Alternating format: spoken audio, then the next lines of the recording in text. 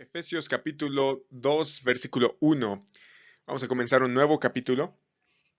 Y este capítulo arranca con las palabras, o no sé si decir arranca con estas palabras, porque ahorita vamos a verlo, pero vamos a leer, a darle lectura a toda la porción que vamos a estudiar en esta ocasión. Dice, y Él les dio vida a ustedes que estaban muertos en sus delitos y pecados, en los cuales anduvieron en otro tiempo según la corriente de este mundo, conforme al príncipe de la potestad del aire, el espíritu que ahora opera en los hijos de desobediencia. Entre ellos también todos nosotros, en otro tiempo vivíamos en las pasiones de nuestra carne, satisfaciendo los deseos de la carne y de la mente, y éramos por naturaleza hijos de ira, lo mismo que los demás. Ahora bien, ¿por qué digo que entre comillas empieza con estas palabras?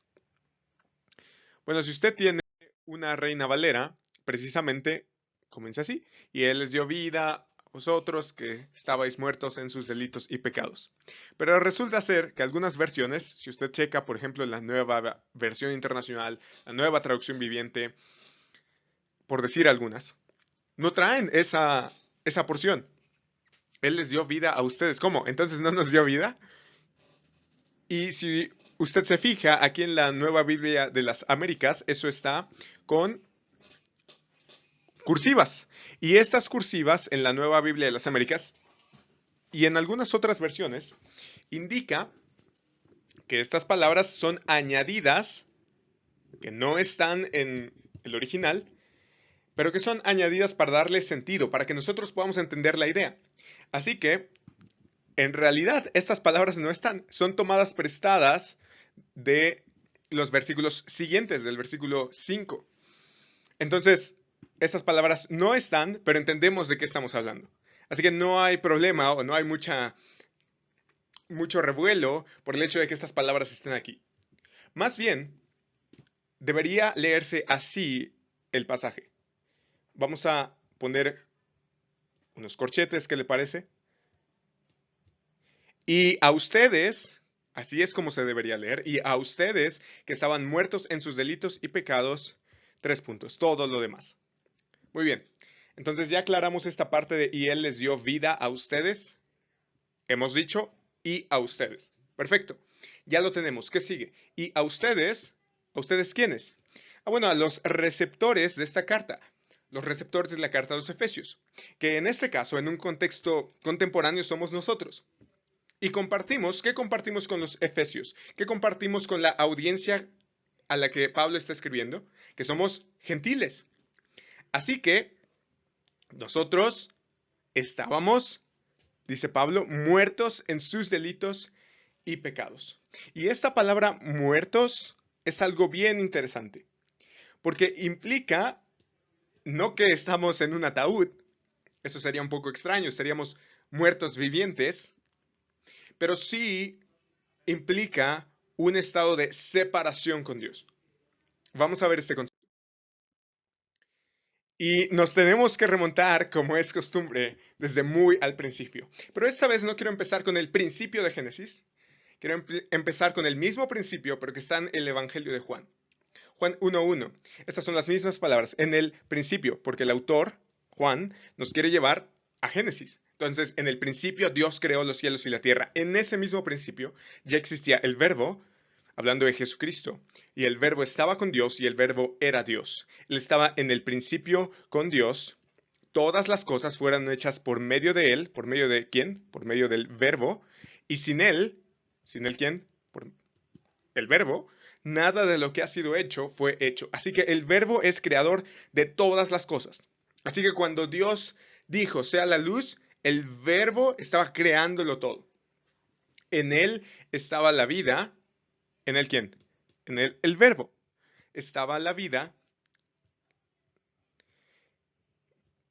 Y la vida era la luz de los hombres. ¿Y qué pasó después? Bueno, resulta ser que en Génesis 3, como ya hemos visto, el hombre peca. Y cuando el hombre peca, pasa de un estado de comunión con Dios a un estado de separación con Dios. Génesis 3:8, y oyeron a Yahweh Dios que se paseaba en el huerto al fresco del día. Entonces el hombre y su mujer se escondieron de la presencia de Yahweh Dios entre los árboles del huerto. Entonces ya no hay comunión, sino que hay separación. Versículo 24. Expulsó pues al hombre. Expulsó, ¿de qué cosa? De su presencia, por supuesto.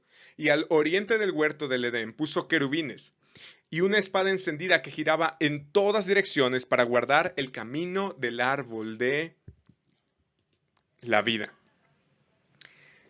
Este árbol de la vida, por supuesto, es un símbolo que nosotros debemos entender en el pasaje. Entonces tenemos al árbol de la vida y alrededor de ese árbol de la vida tenemos más árboles, ¿cierto? Alrededor del huerto. Y en medio del huerto, junto al árbol de la vida, está Dios paseándose, pero también está el hombre, creado a su imagen, en comunión con Dios. Sin embargo, lo que pasa es que el hombre desobedece, hay separación, hay pecado, y entonces el árbol de la vida es resguardado y el hombre ahora queda expulsado. Ya no hay comunión con la vida. Eso es lo que significa que el hombre sea expulsado del huerto, que ya no tiene acceso a la vida eterna. Y Pablo explica esto en Romanos capítulo 5, versículo 12. No te quiero abrumar mucho con este pasaje, pero simplemente medita lo que hemos visto, lo que ya sabes y lo que va a acontecer. Y ten esto en mente. Por tanto, tal como el pecado entró en el mundo por medio de un hombre, ¿quién es ese hombre? Vamos a verlo a continuación. Y por medio del pecado, el pecado entró, y por medio del pecado entró la muerte. Así también la muerte se extendió a todos los hombres. ¿A cuántos? A todos los hombres. Oye, ¿por qué? Porque todos pecaron. Oye, pero ¿por qué todos pecaron si se supone que nada más pecó un hombre? Bueno, porque en este hombre estaba la representación, ¿sí? Eso en teología se llama representación federal. En Adán estábamos todos incluidos. Así que cuando Adán peca, nosotros también pecamos, como representante de nosotros. Ahora preguntarás, bueno, ¿y por qué me toca a mí el chivo de Adán? ¿Por qué yo tengo que pagar sus platos rotos? Bueno, también vamos a ver eso, pero mientras quédate con que a través de esa desobediencia entró el pecado al mundo y a través del pecado la muerte. Y dice el versículo 14, sin embargo, la muerte reinó. Ahora es muy interesante este verbo, reinó. Porque hablamos de que Alejandro Magno reinó, o hablamos de que el rey Carlos V reinó, o hablamos de la reina Isabel reinó, pero no hablamos de la muerte reinó. Es un poco extraño porque para nosotros la muerte no es alguien, sino algo, algo que sucede, no alguien que hace cosas. Pero Pablo nos explica aquí, como si se tratara de un personaje, como si se tratara de una fuerza extraña. Dice que la muerte reinó, como que nos tenía cautivos y reinó desde Adán hasta Moisés. Y no es que no reine ahora, simplemente Pablo quiere probar un punto aquí en su argumento de Romanos. Por eso te decía que no te abrumes con este pasaje. Pero el punto es, la muerte reinó, aún sobre los que no habían pecado con una transgresión semejante a la de Adán, la cual es figura de aquel que había de venir. Oye, ¿por qué yo tengo que pagar los platos rotos de Adán? Porque eso es justo. Ah, bueno, porque él es figura de aquel que había de venir. Si solo hay salvación a través de Cristo y nosotros no hacemos nada y todo va a ser por gracia, entonces también, debido a que estamos o se obtiene salvación a través de Cristo, al estar en Cristo, obtenemos muerte al estar en Adán. Ese es el argumento de Romanos 5. Si quieres, puedes leerlo en casa. No nos vamos a detener en este pasaje, simplemente quiero enfatizar esto de aquí, que la muerte reinó desde Adán hasta Moisés. Entonces, dice que estábamos muertos en nuestros delitos y pecados. Y esta parte de estar muertos en delitos y pecados es que nuestros delitos y pecados se mueven en la esfera de la muerte. De que todo a su paso es muerte. Y dice que en los cuales anduvieron en otro tiempo según la corriente de este mundo. En los cuales, en los delitos y pecados precisamente. Y dice que en otro tiempo porque les está hablando a los creyentes. Según, es decir, de acuerdo a, conforme a la corriente de este mundo. Y esta palabra corriente es bien interesante. Porque en otras partes de la Biblia nosotros lo tenemos como era, según la era de este mundo, o lo tenemos como poder, según el poder de este mundo, pero el punto aquí es como la era de este mundo, según la corriente de este mundo. Y puedes imaginarte la corriente como agua, ¿cierto? Que fluye a través de un medio y que tiene una dirección. Entonces, tenemos esta imagen de la corriente. A mí me gusta mucho cómo se traduce esta palabra aquí en Efesios, porque nos da esa imagen del agua que fluye. Entonces, nosotros fluíamos con la corriente de este mundo. Pero, ¿qué significa que nosotros seamos muertos en delitos y pecados y andemos según la corriente de este mundo? Porque fíjate que un muerto no puede andar, pero aquí se habla de andar. Así que somos literal muertos vivientes que andan. Tú puedes imaginarte que somos como esas películas de zombies. Somos así. O más bien, éramos así. Es la idea de Pablo. Según la corriente de este mundo. Ahora, ¿qué cosa es el mundo en la Biblia? Porque desde luego, ¿qué otra corriente vamos a seguir? Estamos en el planeta Tierra. No somos de Marte. Bueno, veamos lo que dice la Biblia con respecto al mundo. Juan 7:7 dice que el mundo no puede odiarlos, hablando Jesús, no puede odiarlos a ustedes, pero me odia ¿quién? El mundo me odia a mí. Así que el mundo odia a Jesús, aborrece a Jesús. Santiago 4:4, oh almas adúlteras, ¿no saben ustedes que la amistad del mundo es enemistad hacia Dios? Por tanto, el que quiere ser amigo del mundo se constituye enemigo de Dios. Oye, ¿y qué crees? Nosotros andábamos en la corriente de este mundo, éramos sus amigos. Entonces significa, según Santiago, que éramos nosotros enemigos de Dios. De hecho, el mandato para los creyentes es este, 1 de Juan 2:15, no amen al mundo ni las cosas que están en el mundo. Así que no hay que amarlo, pero tampoco las cosas que están en ese mundo. Si alguien ama al mundo, el amor del Padre no está en él. Y fíjate, nosotros andábamos en la corriente de este mundo, lo amábamos, íbamos en esa dirección y el amor del Padre, dice, no estaba en nosotros. De hecho, Jesús se dio él mismo por nuestros pecados para librarnos de este presente siglo.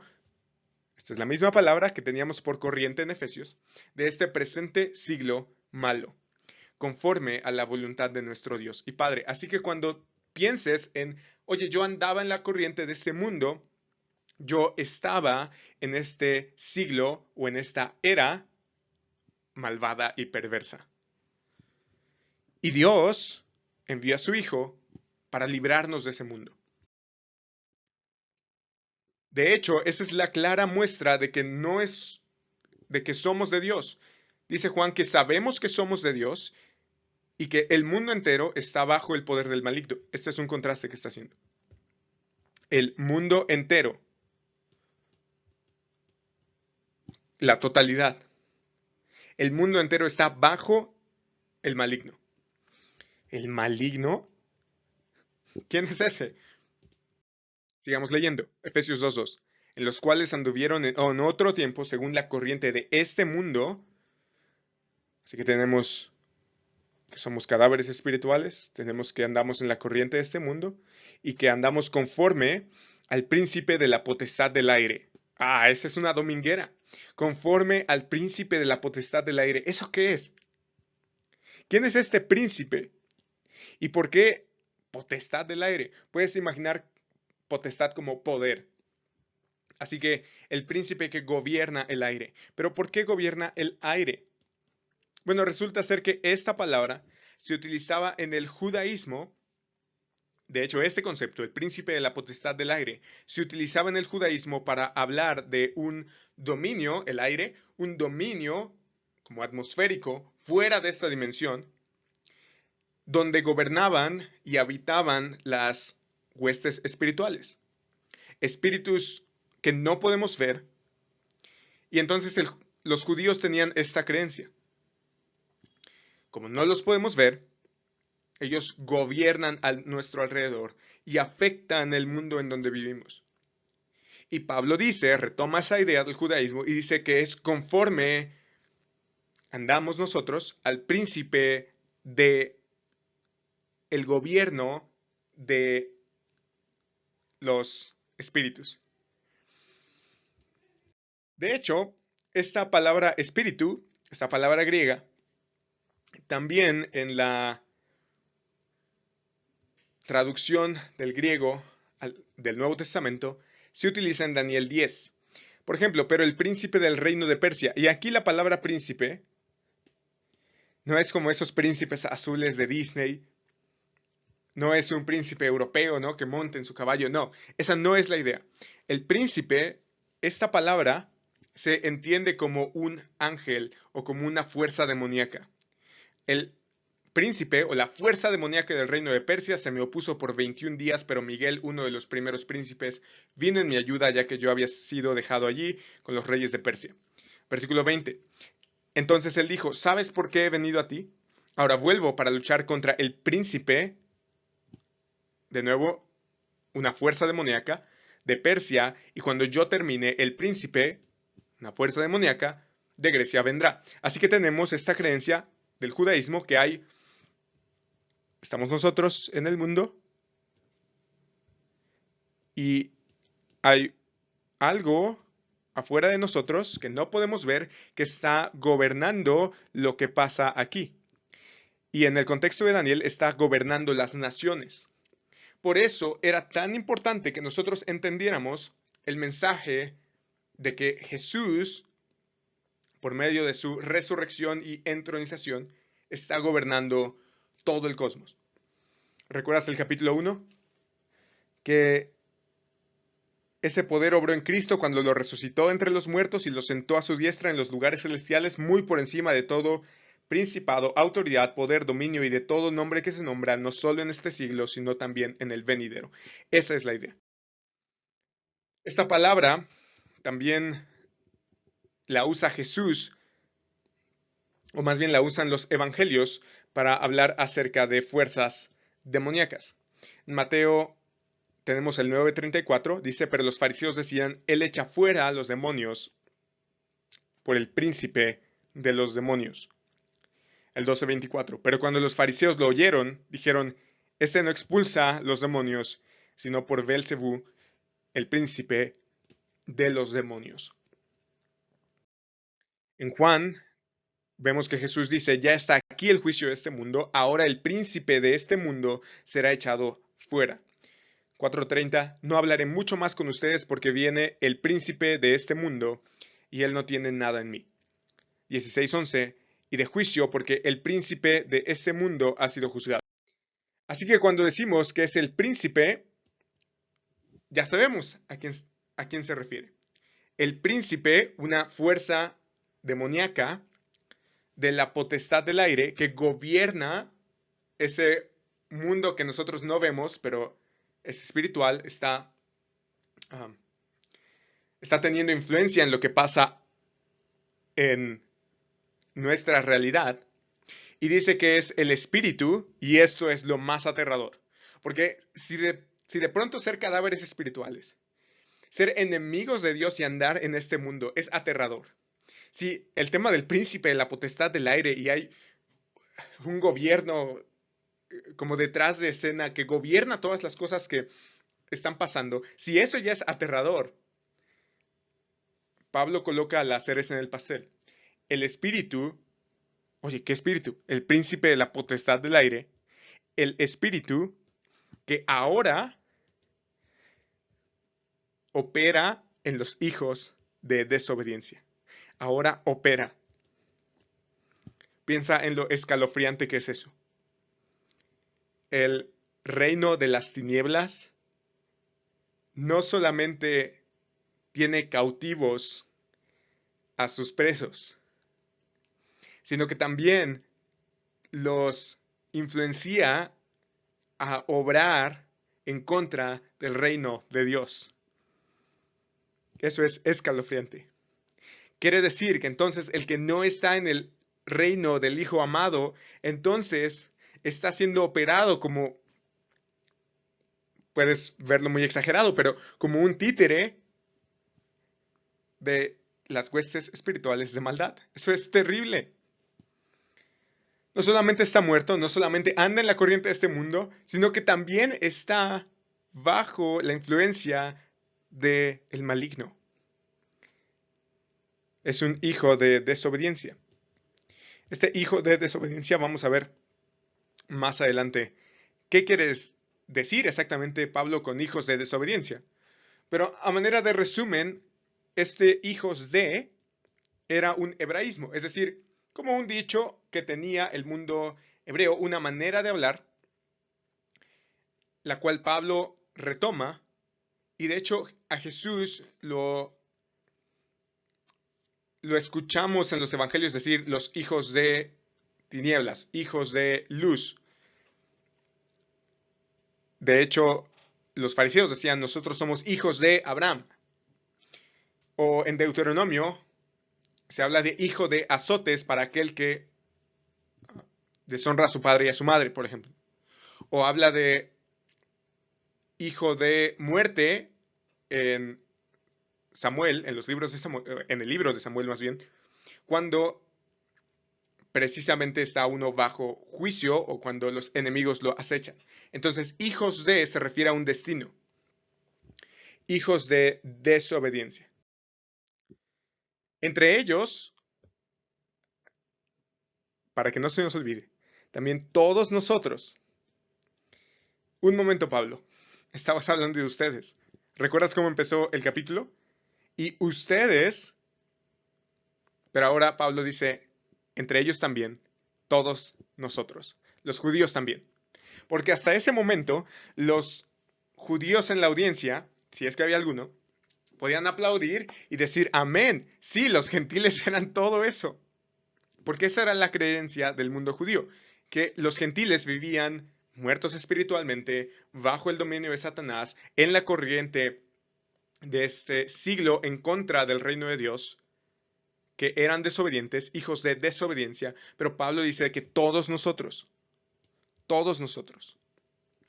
en otro tiempo está hablando con creyentes, entre ellos también, entre esos que eran cadáveres espirituales, entre esos que andaban en la corriente de este mundo, entre esos que estaban influenciados por fuerzas espirituales de maldad. Entre ellos también todos nosotros en otro tiempo vivíamos. Eso era una manera de vivir en las pasiones de nuestra carne. Para que no le echemos los platos rotos. Ah, no, es que yo estaba muerto en mis delitos y pecados, entonces como yo era un estéril espiritual, pues ¿qué podía hacer? No, ese no es el punto. No, pues es que como era la corriente de este mundo, yo nadaba de muertito, entonces me dejé ir. No, oye, es que como Satanás me tenía esclavizado, yo no era responsable de mis acciones, no sabía lo que hacía. No, en otro tiempo vivíamos en las pasiones de nuestra carne, satisfaciendo los deseos de la carne y de la mente. Ahora, de nuevo, cuando hablamos de carne, no hablamos del pellejo que ya con los años se acumula en nuestro cuerpo y está ahí flácido. No, de eso no habla. Tampoco habla de nuestra carne como la que tenemos en el refrigerador. Este concepto de carne, en griego eso es sarx, ese concepto de carne tiene que ver, de nuevo, con una idea judía, de la cual Pablo extrae su concepto y tiene que ver con una influencia, o un impulso más bien, un impulso propio del ser humano por desobedecer a Dios, por hacer lo malo. Entonces, cuando hablamos de carne, la mayoría de las veces que Pablo la utiliza, y aquí es dependiendo del contexto, pero la mayoría de las veces que Pablo la utiliza es para hablar de ese impulso muy fuerte que tiene el ser humano por desobedecer a Dios, por salirse del carril. En otro tiempo vivíamos en las pasiones, en los deseos fuertes de la carne, satisfaciendo los deseos de la carne y de la mente. Ahora, de nuevo, para que no pensemos que, pues es que yo no tenía nada que hacer, no soy responsable, no. O podríamos pensar a veces como un comercial del gobierno mexicano, la carne es la carne. Y pues, ¿qué podemos hacer? Como si eso fuera algo bueno. Como si ya viniera de fábrica y dijéramos, bueno, no soy responsable por eso. No. Romanos 7:18 dice que yo sé que en mí, es decir, en mi carne, no habita nada bueno, porque el querer está presente en mí, pero el hacer el bien, no. De nuevo, este impulso que tenemos por hacer lo malo, y eso es a causa del pecado. Por eso hablábamos de una redención final. Romanos 8:7, la mente puesta en la carne es enemiga de Dios, porque no se sujeta a la ley de Dios, pues ni siquiera puede hacerlo. Y los que están en la carne no pueden agradar a Dios. Esa era nuestra condición. Éramos enemigos de Dios, no podíamos obedecer la ley, ni tampoco podíamos agradar a Dios. Oye, ¿y cuál es el diagnóstico? Bueno, usted tiene los síntomas. Ahora bien, las obras de la carne son evidentes, las cuales son inmoralidad, check, impureza, check, sensualidad, idolatría, hechicería, enemistades, pleitos, celos, enojos, rivalidades, disensiones, herejías, envidias, borracheras, orgías, y por si se nos fuera a escapar alguna otra cosa, cosas semejantes, contra las cuales les advierto, como ya se lo he dicho antes, que los que practican, y te acuerdas que vivíamos, el punto es el mismo, tener como práctica tales cosas.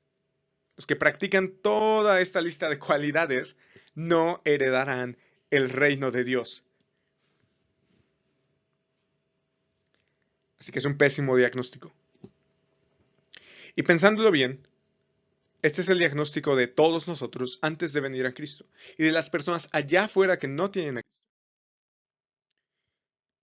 Y eso es de nuevo, todos nosotros, los que estamos escuchando eso y hemos creído en Cristo, en otro tiempo vivíamos en esas pasiones de nuestra carne. Y éramos por naturaleza, de fábrica, hijos de ira. ¿Se acuerda lo que yo le había comentado? Hijos de, el punto aquí es destino. Hijos de ira. Un comentarista que se llama Harold W. Hockner dice que esta frase, hijos de ira, se refiere a que tenemos más comunión con la ira de Dios que con Dios mismo. Que estamos más cerca de la ira de Dios que de Dios mismo. Y esa era nuestra condición, hijos de ira, destinados a la ira de Dios. Lo mismo que los demás. Ahora, ¿por qué somos hijos de ira? Bueno, con todo ese diagnóstico, la pregunta sería, ¿y por qué no? Pero para tener un contexto bíblico, podríamos ir a Romanos 1:18, porque la ira de Dios se revela. Ahora, siempre que usted vea un por qué, usted se tiene que preguntar un ¿por qué? Bueno, en el contexto está hablando de que Pablo no se avergüenza del Evangelio, porque es el poder de Dios para la salvación de todo aquel que cree. En ese Evangelio la justicia de Dios se revela por fe, de principio hasta el fin. De tal manera que todo aquel que cree en el Señor Jesucristo va a experimentar la justicia salvadora de Dios. Y como resultado va a vivir. ¿Por qué es necesario esto? Porque la ira de Dios se revela desde el cielo contra toda impiedad e injusticia de los hombres que con injusticia restringen la verdad. Contra toda impiedad e injusticia de los hombres. Y ya vimos en qué condición estábamos. De hecho, Juan dice que el que cree en el Hijo tiene vida eterna, pero el que no obedece al Hijo no solo no verá la vida, sino que la ira de Dios permanece. ¿Recuerdas el verbo en Romanos? Se revela en presente. Eso indica un estado continuo, activo, constante. No solamente se revela, sino que permanece. La idea es la misma. Reposa sobre el tal. La ira de Dios permanece sobre él, el que no obedece al Hijo. Y por supuesto, creerle es obedecer. Así que, en resumen, nosotros tenemos nuestra vida, que es como un barco. Un barco que está a la deriva, está muerto en sus delitos y pecados. Según la corriente, está muerto. Según la corriente, puedes ver el mar, la corriente que lo aleja del reino de Dios y que más bien lo arrastra, como las olas del mar en una tormenta, lo arrastra hacia un despeñadero. Y hay un capitán invisible, el príncipe de la potestad del aire. Y ese capitán está dirigiendo la vida hacia el despeñadero, hacia un destino. Hijos de, ¿te acuerdas? Destino, hijos de ira. Lo que nos espera es la ira de Dios, la muerte eterna. Así que es un pésimo escenario. Y además, y esto es lo peor de todo, a nosotros nos gusta estar así, en las pasiones de nuestra carne.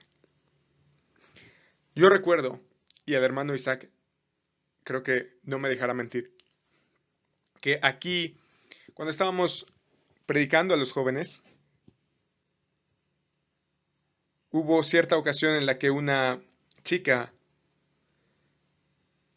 de manera burlesca, alguien estaba diciéndole que necesitaba ser salva.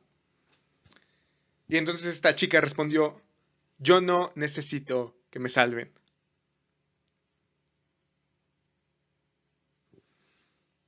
Y yo creo que esa expresión es porque no sabía muy bien el cuadro que enmarcaba su vida.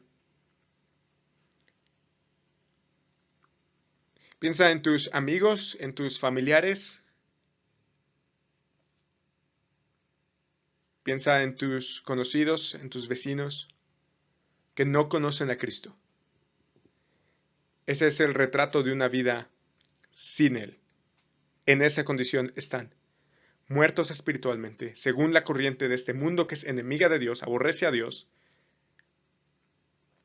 bajo el gobierno de las huestes espirituales, viviendo en las pasiones de su carne, que desobedece por completo la ley de Dios, y ni siquiera puede agradarle, y llevándola hacia la ira de Dios.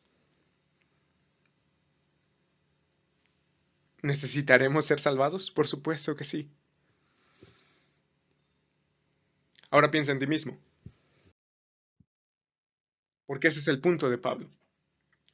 Quiere que recuerdes lo que tú eras antes de la misericordia de Dios. Porque así va a continuar el resto del pasaje. Con las dos palabras más maravillosas y mis favoritas de toda la Escritura. Pero Dios, que es rico en misericordia, por causa del gran amor con que nos amó, aun cuando estábamos muertos en nuestros delitos y pecados, ahora sí, nos dio vida juntamente con Cristo, y por gracia ustedes han sido salvados. Tenemos razones suficientes para agradecer a Dios por nuestra salvación, por todo lo que éramos, y una gran motivación para ir al mundo y predicar las buenas nuevas. Tenemos un rey, y el rey está buscando más súbditos y está liberando del reino de las tinieblas para traerlos al reino de su Hijo amado, al reino de su luz admirable. y somos embajadores comisionados para llevar ese mensaje. Pero esto fue por misericordia, por amor, por gracia. Y eso lo vamos a ver en el siguiente estudio.